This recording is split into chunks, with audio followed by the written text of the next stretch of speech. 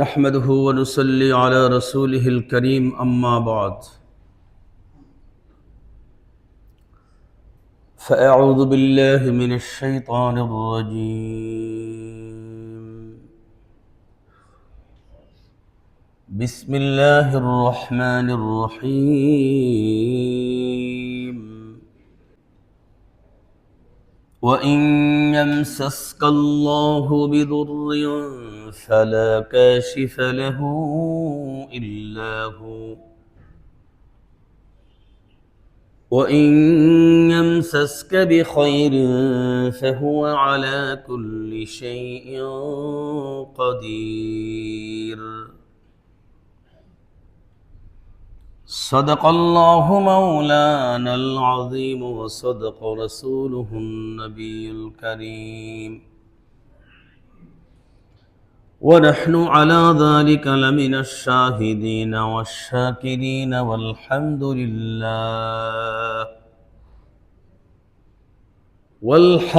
لله رب العالمين اللهم صل على محمد وعلى آل محمد كما صليت على إبراهيم وعلى آل إبراهيم إنك حميد مجيد اللهم بارك على محمد وعلى آل محمد كما باركت على إبراهيم وعلى آل إبراهيم إنك حميد مجيد আমরা সবাই শুকর আদায় করি আলহামদুলিল্লাহ।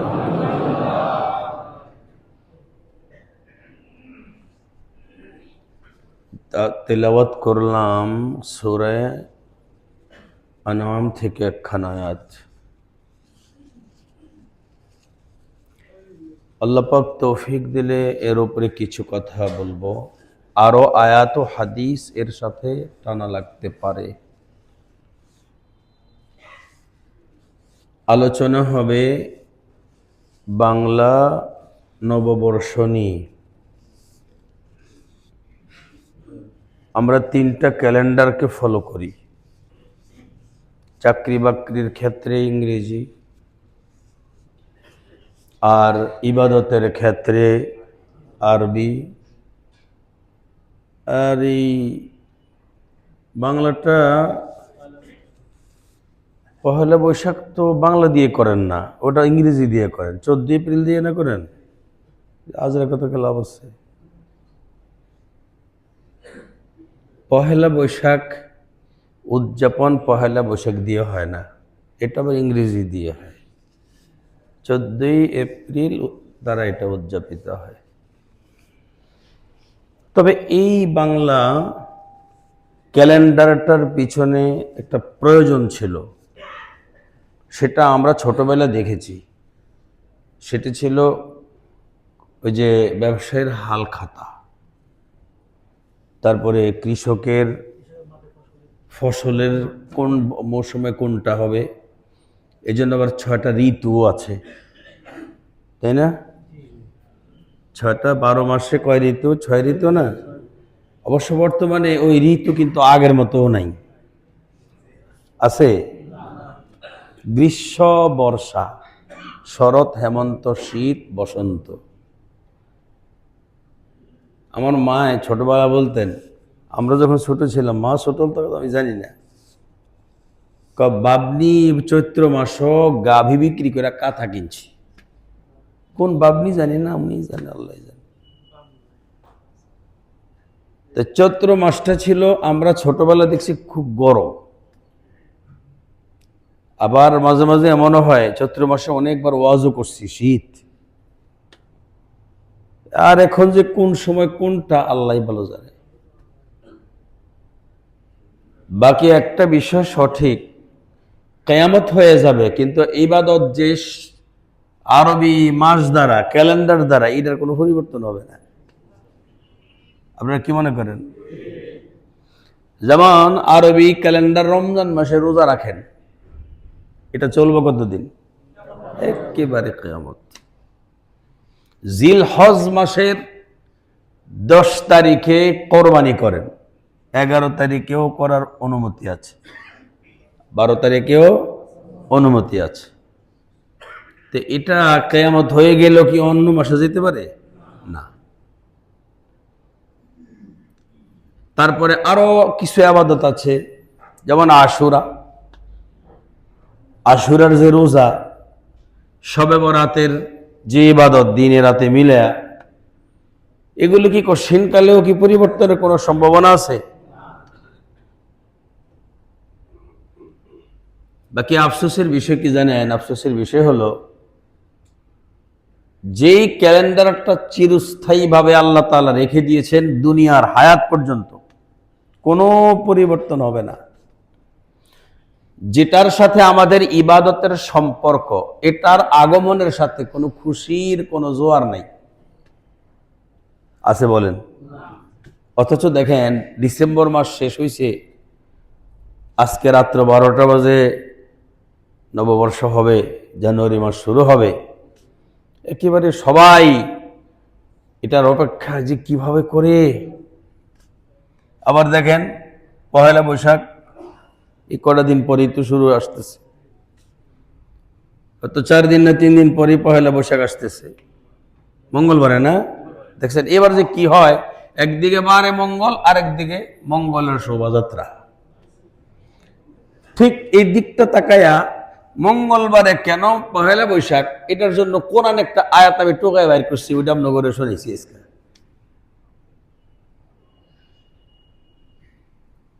কি আলোচনা কি করব? আমি প্রথম জিজ্ঞেস করতে চাই, মঙ্গল অমঙ্গল কার হাতে? মঙ্গলের শোভাযাত্রা কি আমাদেরকে এই দাওয়াত দেয়?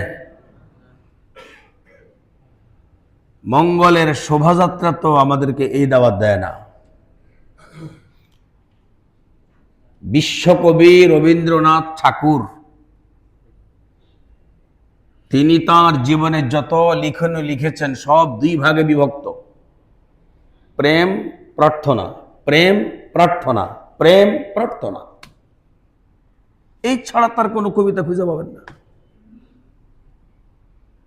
এখন এসো হে বৈশাখ তো ওনার লেখা, এখানে দেখতে হবে এটা কি প্রেম না প্রার্থনা। এসো বলতেছে, আপনি কোন প্রেম বলতেছে? এসো, প্রার্থনাই তো এসো দিয়ে বলতে হয়, চাওয়া না। প্রার্থনা মানে চাওয়া, চাওয়া মানে আসো। তাহলে এটা কি প্রেম না প্রার্থনা? আপনি কি বুঝতেছেন আমার কথা? প্রার্থনা বুঝেন, ডাকা, চাওয়া, ডাকা, প্রার্থনা দুটেই। আপনি কাউকে ডাকতেছেন, আসো বাবা কোলে আসো, এটাও প্রার্থনা।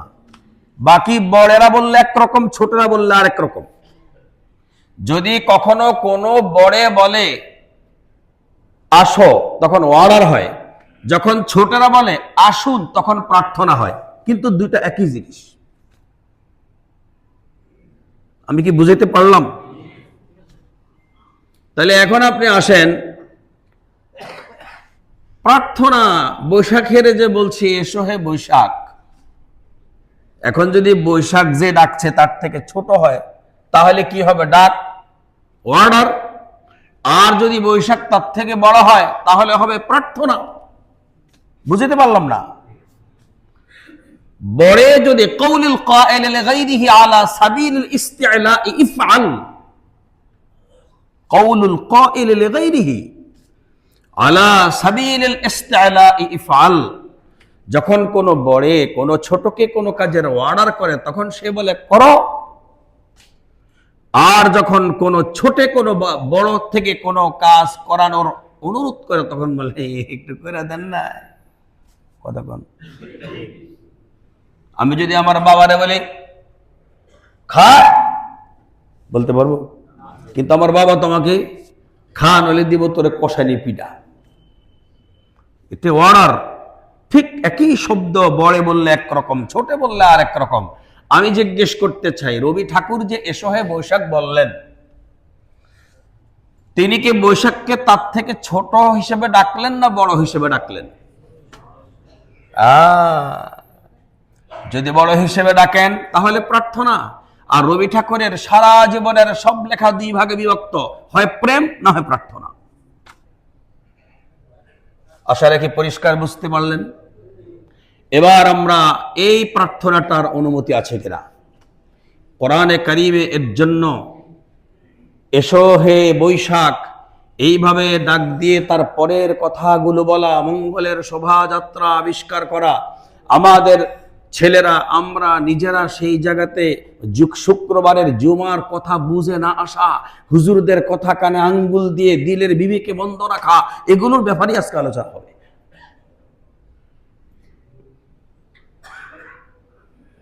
কেন আলোচনা হবে? লাকাদ কাফারাল্লাযীনা ক্বালু ইন্নাল্লাহা হুয়াল মাসীহু ইবনু মারইয়াম وقال المسيح يا بني إسرائيل اعبدوا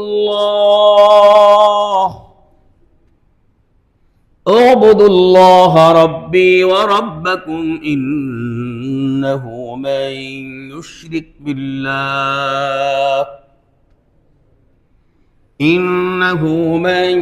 يشرك بالله فقد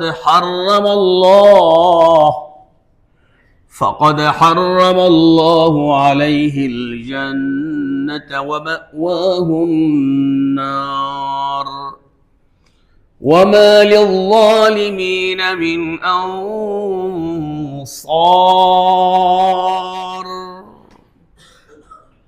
আল্লাহ আপনি হেফাজত করেন।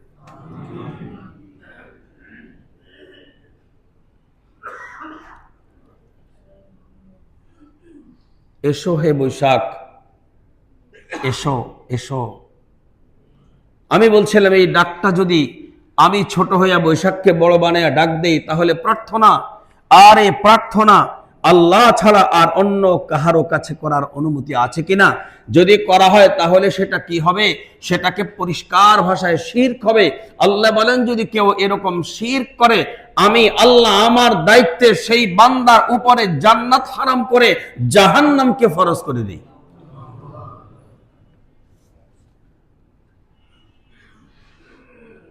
এই হলো কোরআনের একখানা আয়াত। জীবনে কি একবারও বলেছি? যদি বলে থাকি তাহলে এই মুহূর্তে তওবা করে আল্লাহ মাফ করে দেন, আর জীবনেও বলবো না। কেউ তো কিছুই বললেন না। জীবনে যদি কেউ একবারও বলে থাকি আমার থেকে শিরক হয়ে গেছে, আর এই শিরক থেকে আমি আজকে তওবা করছি। সামনের মঙ্গলবার কেন, কোনো দিন আমি আর এইভাবে এসো হে বৈশাখ শব্দ বলবো না ইনশাআল্লাহ। মানুষ মারা গেলে কবরে দেওয়ার আগে মুসলমানেরা গোসল করায়। কেন গোসল করায়? পাক করানোর জন্য না এমনিই করায়? পাক করানোর জন্য। এর অর্থ হইল যে রূহটা আপনার বডিতে এত বছর ছিল, সে যেদিন আমার আপনার বডি থেকে বিদায় নেবে, বিদায় নেওয়া মাত্রই পুরা বডিটা নাপাক হয়ে যাবে।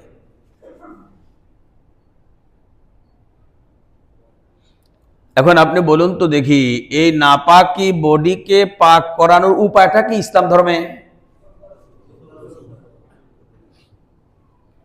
সবাই একমত তো? কিন্তু হিন্দু ধর্ম কি এই গোসলটা আমাদের মতো করায়? আমরা কি দিয়া করাই গোসলটা? আগুন দিয়া না পানি দিয়া? ঠিক তো। আর হিন্দু ধর্মে কেউ মারা গেলে তারাও মনে করে যে এটা নাপাক হয়েছে, কিন্তু এই লাশটাকে পাক করানো লাগবে, এটাও তাদের আকীদা। আমাদের ধর্মে কেউ মারা গেলে যেমনি করে নাপাক হইছে আমরা আকীদা পোষণ করি, এটা ইসলামের আকীদা। এবং সেই নাপাকি দূর করার জন্য গোসল করাই, পবিত্র করাই পানি দ্বারা। ঠিক তারাও এই লাশটাকে পবিত্র করায়, কিন্তু পানি দ্বারা নয়। কি দ্বারা করায়? এবার আপনি এসো হে বৈশাখ রবীন্দ্রনাথ ঠাকুর যেখানে লিখলেন যে শরীরে যে সমস্ত পাপগুলো আছে সেগুলোকে তিনি বলছেন আগুন দ্বারা পবিত্র করতে হবে। দেখেন আপনারা সেই কবিতাটা কি দ্বারা, বলেন কি দ্বারা? এখন আমি দেখব আগুন দ্বারা কি পবিত্র, আগুনের সাথে আমাদের সম্পর্কটা কি। কোরআনে কারীম এই ব্যাপারে কোনো আয়াত আছে কিনা? আপনারা কি মনে কষ্ট পাচ্ছেন? পাইলে আমার কিছু আসে আর যায়? আমি এখন দেখব এই ব্যাপারে কোরআনে কোনো আয়াত আছে কিনা। 28 নং পারা সূরা তাহরিম, মদিনা অবতীর্ণ। ইয়া আইয়ুহাল্লাযীনা আমানু কু আনফুসাকুম ওয়া আহলিকুম, এরপরে কি? ইয়া আইয়ুহাল্লাযীনা আমানু কু আনফুসাকুম ওয়া আহলিকুম নারা। আল্লাহ হে মুমিন, তুমি তোমাকে বাঁচাও, তোমার ফ্যামিলিকে বাঁচাও, 14 গোষ্ঠীকে বাঁচাও আগুন থেকে। কে বলছেন? আগুনে ফেলতে বলছেন না বাঁচাইতে বলছেন? ঠাকুর কি বলছে? আগুন দ্বারা পবিত্র করতেন। আর আল্লাহ বলছে সাবধান। এবার আমি আপনাদেরকে এই জায়গায় একটা হাদিস শোনাবো। এই হাদিসটা কিন্তু আপনারা দূর থেকে বুঝতে হবে, অর্থাৎ অনেক মেধা দিয়ে বুঝতে হবে। অতীতের এই কি বলে ধর্মের নলেজও লাগবে, আগ থেকে কিছু জানা থাকা লাগবে। আমরা এখন কোথায় আছি? আগুনের জায়গাতে আছি। ঠাকুর বলছে আগুন দ্বারা পবিত্র করা, আর ইসলাম বলছে পানি দ্বারা পবিত্র করা। নামাজ পড়তে আসছেন, উজু করছেন, গোসল করেছেন কি দ্বারা? দেখেন আপনি যে আমলটা করে আসছেন এটাও 6 নং পারার 7 নং পৃষ্ঠায় আছে। ইয়া আইয়ুহাল্লাযীনা আমানু ইযা কুমতুম ইলাস সালাহ إذا قمتم إلى الصلاة فاغسلوا وجوهكم وأيديكم إلى المرافق وامسحوا برؤوسكم وأرجلكم إلى الكعبين। আপনি যেমনি আসছেন কোরআন তেমনি বলছে। কোরআনের বিপক্ষে, কোরআনের বিপরীতে বা কোরআন যা চায় তার অন্য দিক আপনি করেন নাই, ঠিক সেম দিক করেছেন, অনুকূল দিক করেছেন। আল্লাহ পাক এই উযু গোসলকে কবুল ও মঞ্জুর করেন। রাসূল সাল্লাল্লাহু আলাইহি ওয়াসাল্লাম একবার এক জামাত রেডি করেছেন। সেই জামাত একজনকে আমির বানিয়েছেন। আমির, আমির সাহেব তার নেতৃত্বে তাকে যারা নেতা মানে যারা আছে এদেরকে নিয়ে চলে গেছেন। সফরে গেলে দেখবেন আমিরকে সব মানুষ একভাবে মানতে পারে না, কিছু ভুল ত্রুটি করে। কয়েকবার ভুল ত্রুটি দেখে আমিরের মিজাজ গরম হয়ে গেছে। আমির সাহেব বলতেছেন এদিকে আসো। আমির সাহেব কি বলছে? সবাই বলতেছে এদিকে এসে গোলায় বসো। এই সবাই এসে গোলায় বস। আমি যে তোমাদের আমির, এটা কি তোমরা মানো? জি মানি। আমার ইতাআত করা, আমি যা বলবো সেই অনুপাতে চলতে কি তোমরা রাজি? কয় জি, রাজি। যদি রাজি থাকো তাহলে আমি এখন তোমাদেরকে অর্ডার করতেছি, তোমরা লাকড়ি আনো। লাকড়ি চেনেন?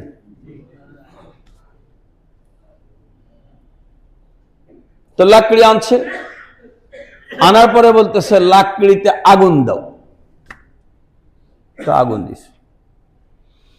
এবার আমির সাহেব অর্ডার দিছে সবাই সে আগুনে লাফ দাও। এখন তো কেউ দেয় না। এখন আমির সাহেব আরো চেতে গেছে, এই তোমরা না কিছু আমার অনুমতি এতাত করবা, লাভ দিচ্ছ না কেন? তখন কিছু বলতেছে, হ্যাঁ জি জি জি, নবীজি তো বলছেন এতাত করার জন্য তা লাভ দিই। তখন কিছু বুঝের লোক থাকে, এরা কয়ে থামো, নবীজি বলছেন ঠিক আছে, তাই বলে আগুনে লাভ দেওয়া লাগবে কিনা, চলো নবীজিকে জিজ্ঞেস করি। সুবহানাল্লাহ। উলামায়ে কেরাম বলেন এই ঘটনা হাদিসে আছে না নেই?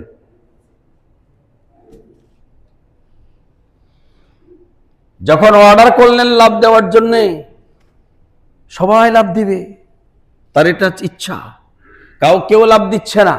স্মরণ করাইলেন, আমি না তোমাদের আমির, নবী না বলছেন আমার ইতাআত করার জন্য, তো লাভ দিতে রাজি হয়েছে সবাই না। তাদের থেকে যিনি বলছেন না এখন লাভ দিও না, আমরা একটু জানা দরকার আছে আগুনেও লাভ দেওয়ার ব্যাপারে নবীজির অর্ডার আছে কিনা সেটা আমরা বুঝতে হবে। যে আমির সাহেব বললে যদি আগুনে লাভ দিতে বলে তাও তোমরা লাভ দিও, এটা নবী থেকে অনুমতি আছে কিনা জানা লাগবে। তো চলে গেল আল্লাহর হাবিবের দরবারে, গিয়ে যখন সব ঘটনা বলছে, বলার পরে নবীজি বলছেন তোমরা যদি এই আমিরের কথা মতো লাভ দিতা তো কিয়ামত পর্যন্ত এই আগুন নিভত না। আল্লাহু আকবার কই? তাহলে এখন দেখেন, আমিরের যদি এই কথা তোমরা মানতা, নবীজি বলছে, তাহলে আগুন কিয়ামত পর্যন্ত নিভত না, এটা চলতো। তাহলে ইয়া রাসূলুল্লাহ আপনি যে বললেন আমিরের কথা মানার জন্য, সেটা কোনটা? আল্লাহর হাবিব বলেন আল আমরু বিল মারুফ, আমিরের সেই কথা ভালো জিনিসের অর্ডার হতে হবে, খারাপের কোনো অর্ডার দিলে সেটা মানা যাবে না। আমি একটু কথা আমার হিন্দু ভাইদেরকে বলবো, আপনাদেরকে কে অর্ডার দিল আগুনে পোড়ায় দেওয়ার জন্য? কোন আমিরে? আপনারা তো সেই আমিরের অর্ডার মানার আপনাকে ঠিক হয় নাই। কথা কোন? আমরা তো বাদী, আমাদের পবিত্রতা আগুন নয়, আমাদের মানুষ মারা গেলে পানি, উজুর প্রয়োজন হলে, নামাজের প্রয়োজন হলে উজুতে আমাদের পানি, গোসল ফরজ হলে আগুন নয় পানি, কবরে যাইতে আমাদের পানি, কিন্তু তাদের কবরে যাইতে আগুন, পানি নয়।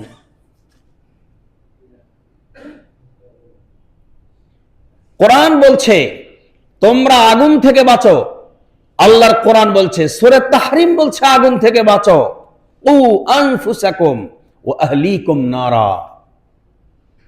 বিশ্বকবি বলছে আগুন দ্বারা পবিত্রতা অর্জন করো, কোরআন বলছে আগুন থেকে বাঁচো। আপনি কোনটা নেবেন? আপনার পহেলা বৈশাখ আপনাকে এগুলো উপহার দিচ্ছে। আপনার পহেলা বৈশাখকে সম্রাট আকবরে যে জন্য সৃষ্টি করেছে, এটার প্রতিষ্ঠাতা সম্রাট আকবর, আপনি সেটাও এখন আর করছেন না, সেই হালখাতাও এখন আর নাই, কৃষকের বর্ষবরণ যেইভাবে হতো সেটাও এখন আর নাই, বীজ কোন সময় কোনটা করবে এখন সেই মৌসুমগুলো এখন আর নাই, সব পাল্টে গেছে। এখন কৃষকের সবকিছু বদলায়া ঢাকা বিশ্ববিদ্যালয়ে বছরে একদিনে কৃষি কাজ চলতেছে। রমনার বট বলে কি, ছায়ানট কি কি আছে আমি তো এগুলি চিনিও না। এই সব জায়গাতে এখন সব পহেলা বৈশাখ। বাকি কোরআনের সাথে যদি সংঘর্ষ হয় তাহলে পহেলা বৈশাখকে যে উপকারে সৃষ্টি করা হয়েছে সেটা মানা আমার পক্ষে সম্ভব না, আপনাদের পক্ষে সম্ভব কিনা বলেন? মঙ্গলের শোভাযাত্রায় যে প্রাণীগুলোর ছবি আছে, কি সেগুলো? আরে না, এমনি বললে হবে না, বাঙালি না বিদেশি সেগুলো? এই প্রাণীগুলো কি বিদেশি না বাঙালি? আস্তাগফিরুল্লাহ, একটু জিনিস গবেষণা করলেন না? এগুলো যদি বিদেশি হয় তাহলে এগুলো কোন দেশি বলেন? আপনি দেখবেন বাংলাদেশের পেঁচা যেমনি ডাক দেয়, ইন্ডিয়ার পেঁচাও সেম একই ডাক, সৌদি আরবের পেঁচাও একই ডাক, পাকিস্তানের পেঁচাও একই ডাক, আমেরিকার পেঁচারও একই কণ্ঠ একই ডাক। তাহলে ভাষাটা কোনটা আপনাকে বলতে হবে?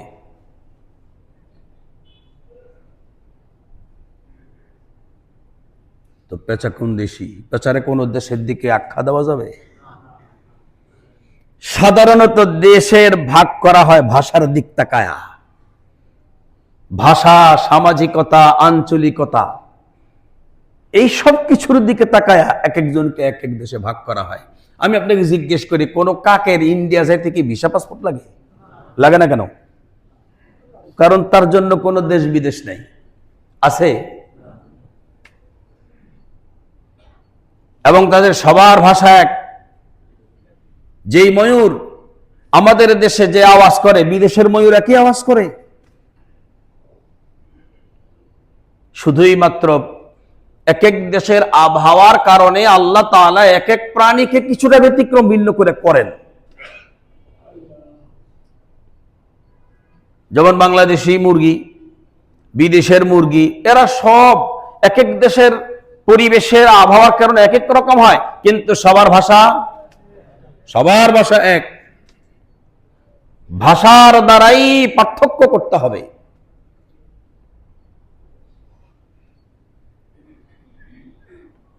واختلاف ألسنتكم وألوانكم إن في ذلك لآيات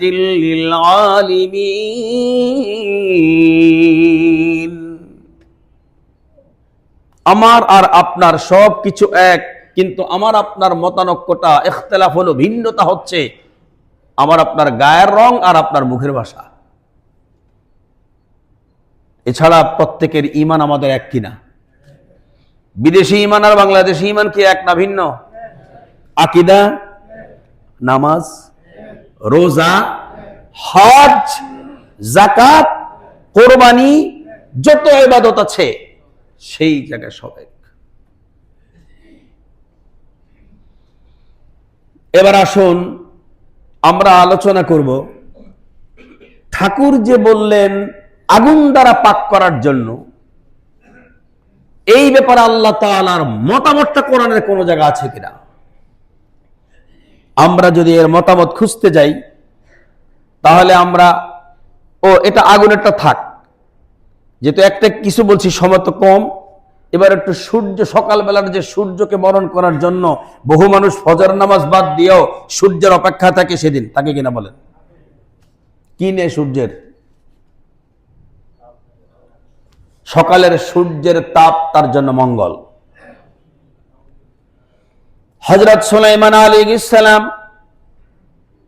সবার হাজিরা ডাকেন, পাখির হাজিরা ডাকেন, ডাকার পরে দেখলেন এক জাতের পাখি একটা নাই। সেই জাতের নাম হুদহুদ। ওই জাতের পাখি থেকে একটা নাই। ওই পাখিটার যখন ছিল না, সুলাইমান আলাইহিস সালাম বললেন, লাউআযিবান্নাহু আযাবান শাদীদা আও লাআযবাহান্নাহু আও লায়াতিয়ান্নি বিসুলতানিন মুবিন। ও কেন নাই? নিশ্চয়ই আমি তারে সাজা দেবই দিব। লাউআযিবান্নাহু, একটা লাম আছে, একটা নুন আছে, লামে তাকিদ বা নুনে তাকিদ সাকিলা। আমি তারে সাজা দেবই দেব। কেমন সাজা? আযাবান শাদীদা, আমি তারে কঠিন সাজা দেব। এমন করতে পারি, আওলা আযবাহান,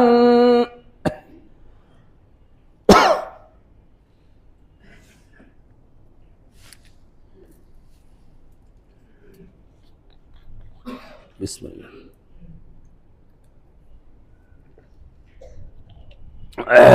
সুর বুড়ো হয়ে গেছে তো এলাকা শুকায় যেতে রাতে।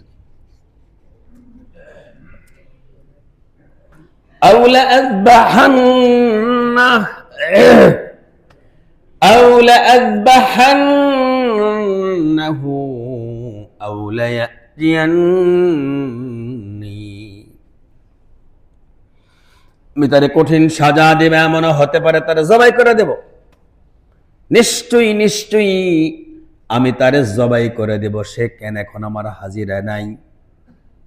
তবে হ্যাঁ, আউ লায়াতিয়ান্নি বিসুলতানিম মুবিন, যদি সে সুলতানে মুবিন, সুলতানে মুবিন স্পষ্ট রাষ্ট্রীয় উপকারে হবে। কি উপকার? সুলতান বলা হয় রাষ্ট্রীয় আইনকে। যদি এমন কোন রাষ্ট্রীয় স্পষ্ট কোন আইনে সে অনুপস্থিত থেকে থাকে, তাহলে আমি তারে সাজাও দেব না, জবাইও করব না। আওলা ইয়াতিয়ান্নি বিসুলতানিন মুবিন, উনি এগুলি কইতেছেন এমন সময় ফামাকাসা গায়রা বাঈদ, হযরত সুলাইমানের বিষয়টা আলোচনা হলো, বেশিক্ষণ হলো না। আর পাখিটাও কাছাকাছিতে আছে। অনেক সময় আছে না যে ছাত্ররা নাই ক্লাসে কিন্তু বাহিরে ঢুকতেছে, তো যখন শিক্ষকের হাজিরা ডাকে তখন বাহিরের থেকে কয়ে স্যার, এই কেন রে, অর্থাৎ সে স্যারের হাজিরা শুনতেছে। فمكث غير بعيد فقال أحطت بما لم تحط به, পিছনে সামান্য দূরবর্তী জায়গায় থেকে সুলাইমান আলাইহিস সালাতু ওয়াস সালামের হাজিরা ডাকে, তার না পায়া তিনি যে উক্তিগুলো করছেন, যে রাগটা দেখাচ্ছেন, পাখিটা ডেকে বলছেন, রাজা হে, আপনি আমার হাজিরা ডাকতেছেন, আমি আজকে এমন জিনিস আপনাকে দেখাবো। আপনি তো বলেছেন আওলা ইয়াতিয়ান্নি বিসুলতানিম মুবিন, আমি যাহা আপনি চান এমন জিনিস দেখাবো যেটি আয়ত্তাধীন আমার হয়েছে, আপনি যে রাজা আপনারও হয় নাই। সুবহানাল্লাহ। অনেক সময় দেখবেন ছোট পোলা বাপেরে কয়, হ্যাঁ আপনিও জানেন না আমি যেটা জানি, তোর বাপে কি রে, কি জানে রে, ঠিক না? পাখি বলছে আপনিও জানেন না যাহা আমি আপনারও আয়ত্তে নাই, যে জিনিসটা আমি আয়ত্তে, আমার আয়ত্তে আমি এনেছি। মা আহাত্তু বিমা, আমি যাহা আয়ত্ত করেছি ওটা সাবা গোত্র থেকে করেছি। কে বলছে? পাখি। আমি সাবা গোত্র থেকে আয়ত্ত করেছি। নাবাইন বিনাবাইন ইয়াকিন, আমার সংবাদ মিথ্যার কোনো সম্ভাবনা রাখে না, আমার সংবাদটা ইয়াকিনী সংবাদ। সুবহানাল্লাহ। খবর মিথ্যা হয় না। অনেক খবর আছে মিথ্যা খবর, পত্রিকায়ও ছাপে মিথ্যা খবর, বাস্তব যেটা এটা ছাপে না, ছাপে মিথ্যাটা। আছে না নেই? আমরা আমাদের কিতাবে পড়েছি আল খবরু ইউমকিনু সিদকা ওয়াল কিযবা, খবর, সংবাদ, নিউজ, এটা 100 সত্য নয়, 100 মিথ্যা নয়, 50-50। এটার মধ্যে সম্ভাবনা থাকে সত্য হওয়ার এবং মিথ্যা হওয়ার, এবং দুইটা এক সমান সমান। এই মনোযোগ দিয়ে শোনো, কোথেকে আসছো তোমরা? এটা খেলার জায়গা। আমি কিন্তু কয়েকবার দেখছি তোমরা দুজনকে, মনোযোগ দাও। ইন্নী ওয়াজাদতু ইমরাআতান তামলিকুহুম, পাখিটা বলছে হুজুর এমন সংবাদ আমি আমার আয়ত্তে ধারণ করে নিয়ে এসেছি যাহা আপনি জানেন না। আবার আমার এই সংবাদটা সামান্য সন্দেহের অবকাশ নেই, আমি 100% এটাকে শিওর হয়ে আপনার কাছে বলছি, সচক্ষে দেখে এসেছি। আমি সাবা গোত্রের মাঝে এমন একজন নারীকে দেখেছি, আমি সেখানকার মানুষগুলোকে দেখেছি, ওই জায়গাতে দেশ চালাচ্ছে একজন নারী। আর আমি আরো জিনিস দেখেছি, সেটা হলো ওইখানকার মানুষগুলো, ওরা কিন্তু আল্লাহর ইবাদত করে না, ওরা সূর্যের অপেক্ষায় দাঁড়ায়া থাকে। সূরা নমল দেখেন, ইয়াসজুদুনা লিশ-শামস, সূর্যকে কেউ সেজদা করার জন্য সূর্যের পাও তো আর জমিনে নাই, সূর্যের সেজদা কেমনে করে? যেমনে করলে সেজদা হয় তেমনি করে। পাখি বলছে সেখানকার মানুষেরা সূর্যকে সিজদা করার জন্য তারা অধীর আগ্রহে থাকে। আমি ওদেরকে এমনটা পেয়েছি। প্রিয় ভাইরা আমার, আমাদের পহেলা বৈশাখে সকালবেলার প্রথম যে কাজটা করা হয়, সূর্যকে ওই সিজদাটা দেওয়ার জন্য, ওই প্রার্থনাটা করার জন্যই এই বাঙালি মানুষগুলো বাঙালি সেজে দাঁড়ায় থাকে।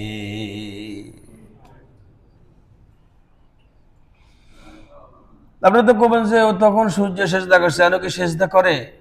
তেমনি সূর্যের আলোর জন্য দাঁড়ায় থাকে। আর ভাই ওরা এমনি দাঁড়ায় থাকতো, ওরা সেজদা করতো কেমন? ওরা কি সূর্যের পাও পাইতো? আমরা আমাদের আল্লাহকে সিজদা করি আমাদের নিয়মতান্ত্রিক আল্লাহ রসুল যেমনে বলেছেন, নতুবা আমরা যারা যেখানে সেজদা করি এখানে কি আল্লাহর পাও আছে? কথা বলেন না কেন? আমরা কি আল্লাহর সুরুত বানিয়ে সেজদা করি? আমাদের আল্লাহর হাবিব বলেছেন এই তরিকা যেখানে সেজদা করবা সেখানেই আল্লাহর কুদরতের পাও পাইবা। ঠিক এই আকীদাটাই পোষণ করে ওই সমস্ত ধার্মিক মানুষগুলো যারা আল্লাহকে বাদ দিয়ে অন্য কিছুর সেজদা করে। যারা সূর্যের সেজদা করে তাদের এই সূর্যের সেজদারা কেমনে, তারা এই সূর্যের ইবাদতটা যেমনে করে তাদের আকীদার সাথে সেটা সম্পর্ক, আমাদেরটাই তো আকীদার সাথে সম্পর্ক। প্রিয় ভাইরা আমার, অতএব জীবনে যদি কোনোদিন মঙ্গলের শোভাযাত্রার দিন পহেলা বৈশাখের সকালবেলা যদি সেই সূর্যের, আমার আফসোস লাগে ভার্সিটির ছেলেরা পড়াশোনা করে কি শিখলি বেটা?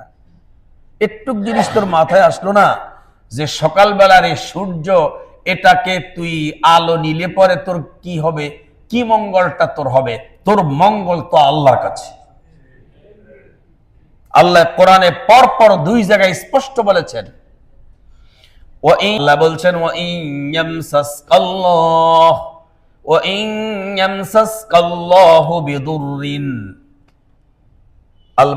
স্পর্শ করা।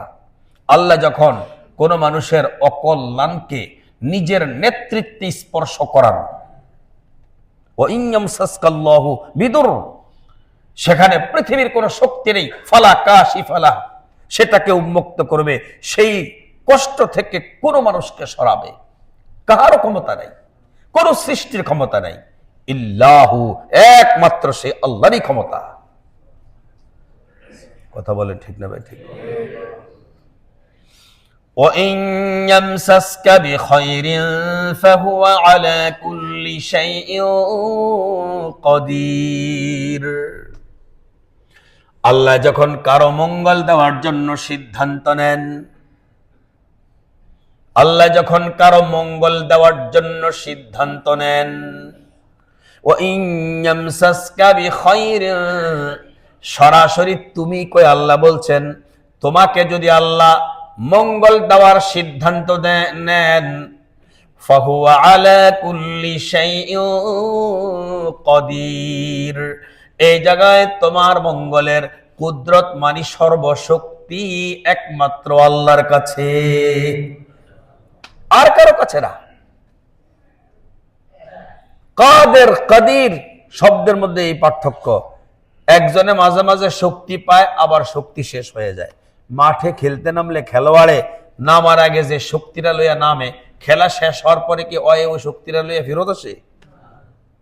একে বলা হয় কাদির।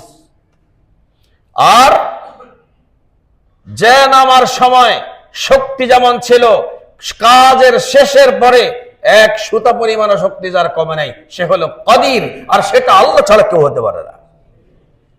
আপনি যত বড় শক্তিশালী বাহাদুরকে যে কোনো কাজ দেন, তার কাজের সূচনা তার যে শক্তি থাকবে, কাজ শেষ করার পরে কোনোদিন ওই শক্তি তার থাকবে না।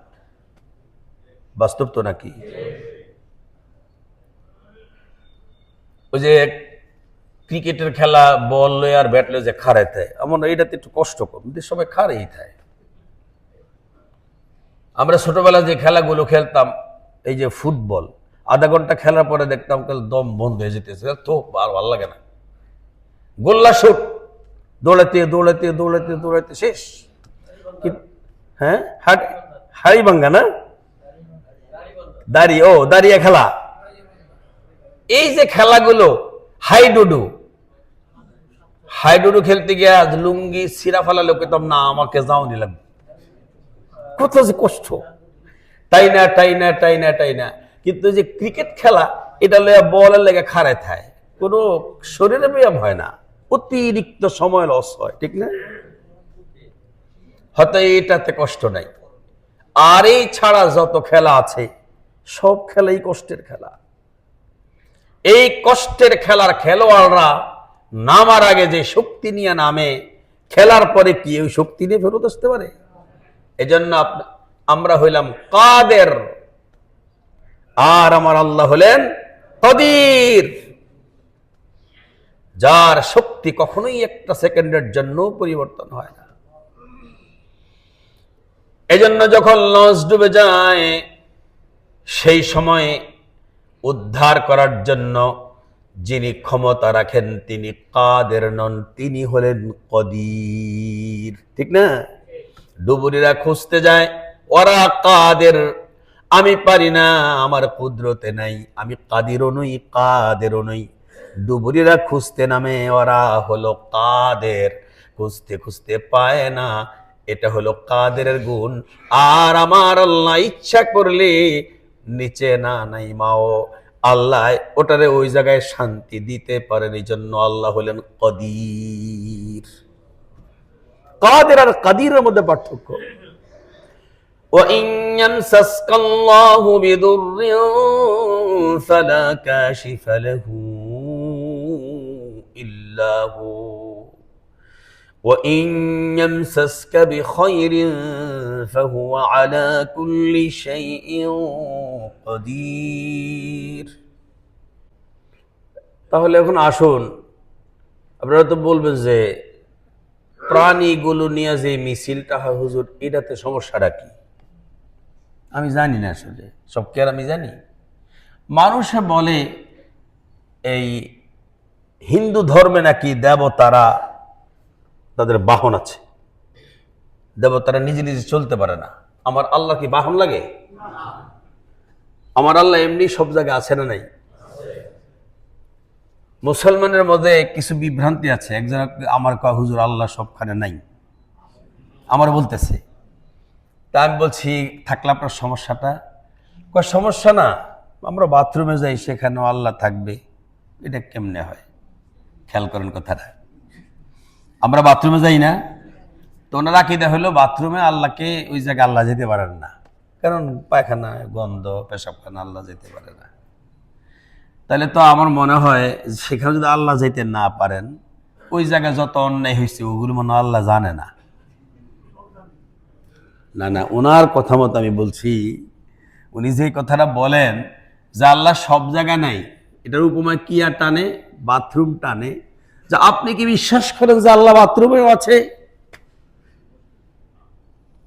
তাই আমি কইলাম ভাই আমার তো এইটাই বিশ্বাস, হয়তো আপনি বললে আপনাকে বুঝিয়ে বলতে পারবো আর কি।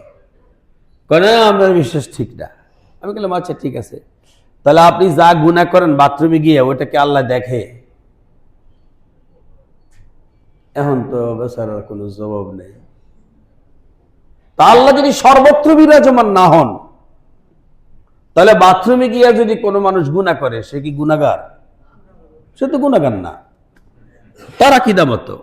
আর আমার আকীদা কি? আল্লাহ সর্বত্র বিরাজমান। আল্লাহর কোনো জায়গায় কি যাওয়া লাগে? আচ্ছা, আপনারা যেখানে বসে আছেন, আপনাদের ডানে বামে পিছনে নিচে উপরে কোনো কিছু থাকলে, এটার জন্য আপনাদের কন্ট্রোলে থাকলে, এটা আপনি এর উপরে শক্তিশালী শক্তি রাখেন না? যা কিছু আছে, যদি বলি ভাই আপনার মুসল্লাটা দেন, টান দিয়ে তুলতে পারলেন। আমার আল্লাহ তাআলা কত বিশাল! সব সৃষ্টি যদি আল্লাহর ওই আরশের কুরসির নিচে, যেমন আমার এই কুরসিটা মনে করেন, এটার নিচে জায়গা আছে না?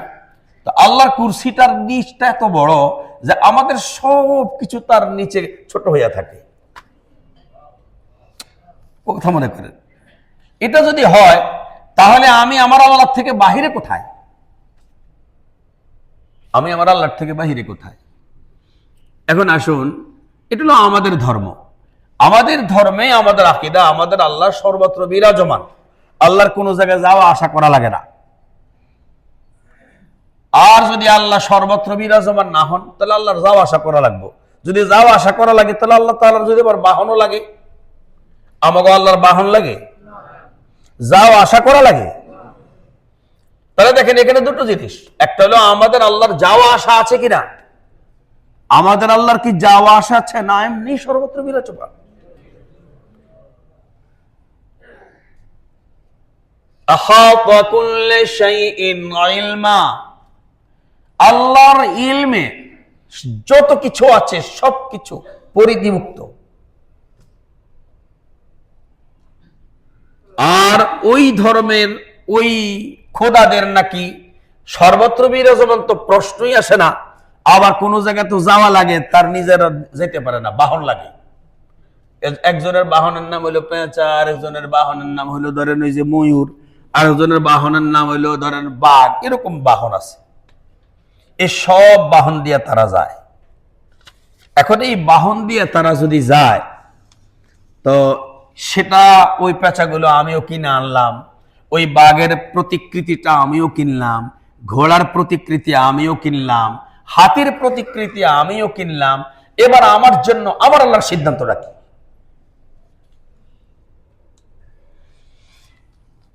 আশাদ্দুন নাসি আযাবান ইয়াউমাল কিয়ামাতি আল মুসাউবিরুন। আল্লাহর হাবিব মুহাম্মদ সাল্লাল্লাহু আলাইহি ওয়াসাল্লাম তিনি 5টা বিষয়ের যে পঞ্চম বিষয়, হিসাব নিকাশ কয় বিষয় হবে বলেন? কয় বিষয়? 5 বিষয় হিসাব নিকাশ হবে। পঞ্চম যে বিষয়টা তার নাম হলো ইবাদত। আর ওই ইবাদতের ওই বিষয়গুলো, তার আগের বিষয় তার নাম হলো মুআমালাত, তার আগের বিষয়ের নাম তার নাম হলো আখলাক, তার আগের বিষয় তার নাম হলো মুআশারাত, তার আগের বিষয় তার নাম হলো ইমানিয়াত। 1 নম্বর বিষয়ের মাঝে এই পেঁচাওয়ালারা ধরা খেয়ে যাবে। 1 নম্বরের মধ্যে ধরা খেয়ে যাবে। আল্লাহ যদি ডেকে বলেন এই দাঁড়া, এই যা কিছু বানাইছস আজকে এগুলোর রূহ দে, দেখ রূহ দে। আল্লাহ তাআলা বলবেন, নবীজি বলেন যে আল্লাহ অর্ডার করবেন তোকে রূহ দেওয়ার জন্য। পারবে কেউ রূহ দিতে? বলেন, কেউ পারবে না। তাহলে এখন আসুন আমাদের এই কর্মকাণ্ডগুলো, এই নববর্ষ, আমাদের বর্ষবরণ, বাংলা বর্ষবরণে যা কর্মকাণ্ডগুলো আছে, এই সব কর্মকাণ্ডগুলো কি আমাদের না ভিন্ন ধর্মদের? আমাদের না তো। তা এখন আমাদের না, কিন্তু আমরা আমাদের নাটার মধ্যে এত সমর্থন করার কারণটা কি? এর মানে হলো এই, মনে রাখবেন কোন একটা উৎসবের মধ্যে, চলমান কোন উৎসবের মধ্যে যদি 4টা বিষয়ের কোন একটা বিষয় পাওয়া যায়, 4 বিষয়ের কোন একটা বিষয় যদি পাওয়া যায়, তাহলে ওটাকে প্রতিহত করা সবার উপরে ফরজ। 1 নম্বরে হলো সেখানে যদি ঈমানের পরিবর্তে শিরক পাওয়া যায়। 2 নম্বর, যদি কোরআন আর হাদিসের নিষিদ্ধ কোনো একটা জিনিসকে সেখানে বৈধ পাওয়া যায়। এগুলো তো বৈধ আছে কিনা, এতক্ষণ যা আলোচনা করলাম কোরআন হাদিসের নিষিদ্ধ জিনিসগুলোতে বৈধ আছে কিনা? কোরআনে নিষেধ কিন্তু এখানে বৈধ আছে। আর 3 নম্বর হলো এমন কোন জিনিস আছে কিনা যেটা আমার দিলের ঈমান, আমার আকীদার সঙ্গে সংঘর্ষ, এমন সাংঘর্ষিক জিনিস যদি পাওয়া যায়। 4 নম্বরে হলো পয়গম্বরের এক হাদিস, যেটা আল মুস্তাদরাক বিল হাকিমে 3টা বিষয়কে নবীজি বলেছেন চিরকালের জন্য জাহান্নামী। সেই 3টা বিষয়ের মাঝে একটা বিষয় হলো কোন মানুষ যদি কোনোভাবেই বেহায়াপনাটা, তার মানে তার মাধ্যমে যদি বেহায়াপনাটা আবাদ করা হয়, এমন জিনিসগুলো যেই সংস্কৃতিতে পাওয়া যাবে কোনোভাবেই তার সমর্থন করা যায় না। আমাদের কি সমর্থন করার সুযোগ আছে? আপনি খুঁজলে দেখবেন যত কাজ হয় এর মধ্যে প্রত্যেকটা কাজকে খুঁজলে আপনি দেখবেন কোনোটাই কোনো না হিন্দু ধর্মের কোনো না কোনো একটা সাইডের সমর্থক, আর সেটা আমাদের কোরআনের বিরুদ্ধে, আমাদের সুন্নাহর বিরুদ্ধে। আমি শুরু করেছি যে কথাটার দ্বারা,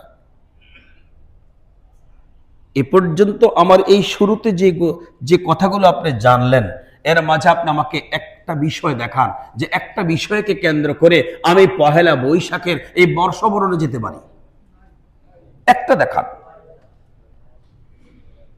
এবং প্রত্যেকটা জিনিস অতীতের মুশরিকদের কোনো না কোনো আমলে পাওয়া যায়। আজকে আমাদের এই সময় আমরা যাহা কিছু নিয়ে আছি, আমরা বাংলা ক্যালেন্ডারকে অস্বীকার করার আমাদের প্রয়োজন নেই, কিন্তু ক্যালেন্ডারটা তো চিনতে হয়েছে। আমি আপনাদেরকে জিজ্ঞেস করি, ক্যালেন্ডারের প্রয়োজনীয়তা কেন বলে? ভাই আপনারা কে কথা বলছেন এখানে?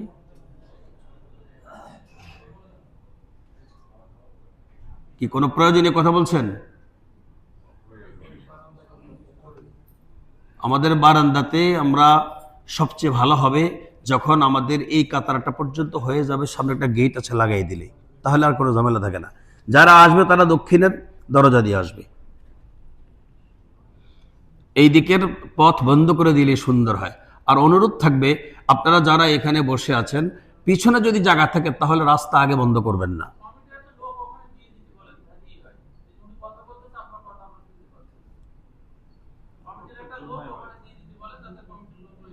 না না, এখন আমি তো বলছি যে যারা যদি আমাদের পিছনে জায়গা থাকে, আপনারা এই পথে বসবেন না, এই পথে না বসে আপনারা দোতলায় যান, তিনতলায় যান।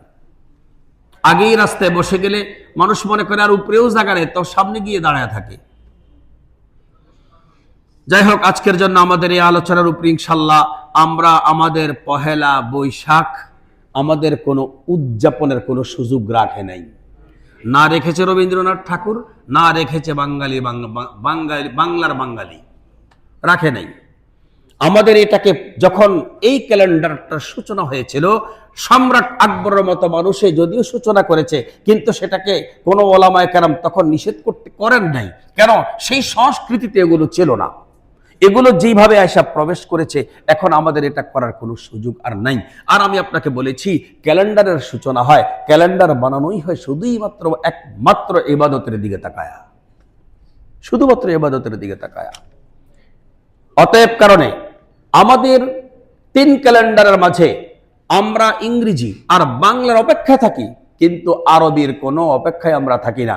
অথচ আমি আপনাকে জিজ্ঞেস করি, ইংরেজি হিসাব যদি আমরা না রাখি, তারপরে বাংলার মাসের হিসাব আজকে কয় তারিখ তা যদি না রাখি, কোনো গুনাহ হবে না। কিন্তু যদি আরবি মাসের কোনো হিসাব কেউই না রাখি, তাহলে আমাদের ফরজ তরকের গুনাহ হবে। কারণ হলো ওই ক্যালেন্ডারকে হিসাব রাখা ফরজে কিফায়া। আলহামদুলিল্লাহ, আপনাদের একটা এই খুশখবরি এই যে আমাদের যত ক্যালেন্ডারে হোক না কেন, কওমি মাদ্রাসাগুলো কিন্তু আরবি ক্যালেন্ডারই সবকিছু হয়। আমরা যেহেতু সেই হিসাবটা রাখি, তাদের উচ্ছেলে আপনাদের ফরজটাও আদায় হয়ে যায়। এটা আল্লাহ শুকর আদায় করেন। এই দেশের কওমি মাদ্রাসা মানুষের কত জায়গায় কাজে লাগে, তার একটা জায়গায় এখানে দেখালাম যে ক্যালেন্ডারের হিসাব তারা পর্যন্ত, বেতনের হিসাব, ছাত্রদের পরীক্ষা, ছাত্রদের যাবতীয় যত কিছু আছে, বছরের শুরু বছরের শেষ পরীক্ষাগুলো সবকিছুই আরবি ক্যালেন্ডারে হয়। এজন্য আমরা আলহামদুলিল্লাহ, আল্লাহ আমাদের সকলকে আজকের এই আলোচনাগুলো বিক্ষিপ্ত, যেহেতু কথা অনেক লম্বা, এই জন্য সবখান থেকে কিছু কিছু বলার চেষ্টা করেছি, তারপরেও শেষ হয় নাই। যতটুকু আলোচনা করেছি, আল্লাহ আমাদেরকে ক্যালেন্ডার কেন্দ্রিক এই আলোচনাগুলোকে বুঝে আমল করার তৌফিক দান করেন। ওয়া আখিরু দাওয়ানা আলহামদুলিল্লাহি রাব্বিল আলামিন।